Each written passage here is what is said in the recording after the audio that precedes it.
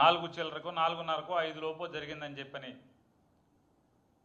FIR copy చెప్తున్నట్టుంది. హత్యలు జరిగినటువంటి సుమారుగా గంటన్నర ఆ ప్రాంతంలో అప్పటికే ముందు హుటాహుటిన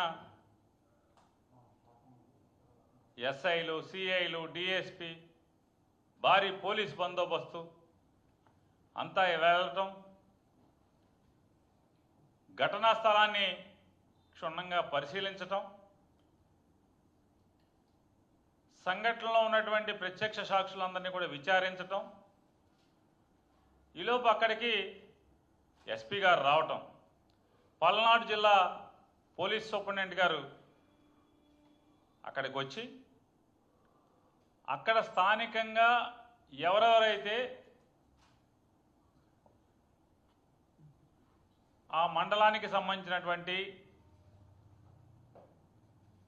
స్టేషన్ హౌస్ ఆఫీసర్లు కానీ లేదా హత్య విచారణాధికారులతో కానీ ఇట్లందరితో కూడా మాట్లాడిన తర్వాత పల్నాడు జిల్లా సూపరింటెండెంట్ గారు, ఎస్పీ గారు, అంటే ఆ జిల్లాకి సంపూర్ణ బాధ్యతలు చూస్తున్నటువంటి జిల్లా పోలీసు ఉన్నతాధికారి ఆయన పాత్రికేయ మిత్రులందరితో మాట్లాడటం జరిగింది. వారు మాట్లాడుతూ ఏం మాట్లాడారో ఒకసారి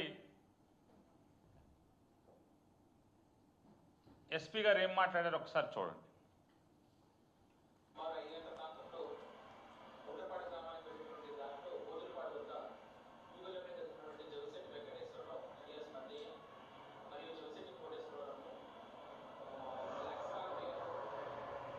సౌండ్ పెంచండి.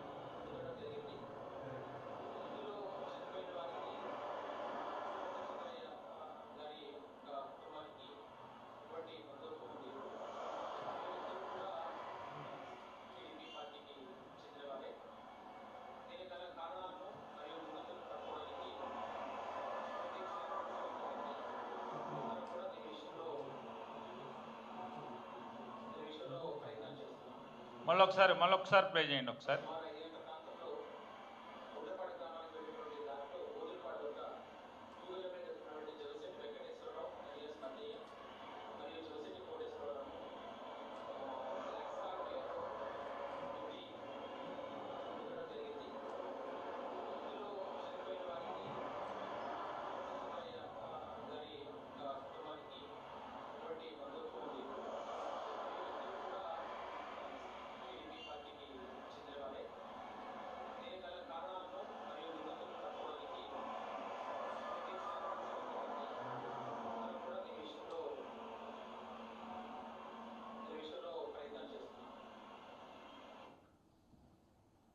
సాక్షాత్తు పల్నాడు జిల్లా ఉన్నతాధికారి, ఇద్దరూ కూడా హత్య చేసిన వారు, హత్యకు గురి కాబడిన వారు, ఇద్దరూ కూడా తెలుగుదేశం పార్టీకి సంబంధించినటువంటి వారే.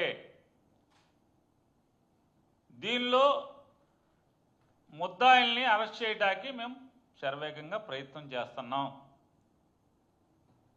అని చెప్పి ఆయన మాట్లాడారు, జిల్లా ఎస్పీ గారు.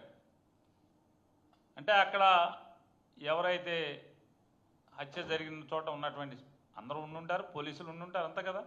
మాట్లాడి జిల్లా ఎస్పీ గారు మాట్లాడినటువంటి మాటలు అయితే అది సుమారు 5ంటికి జరిగిందని చెప్పారు.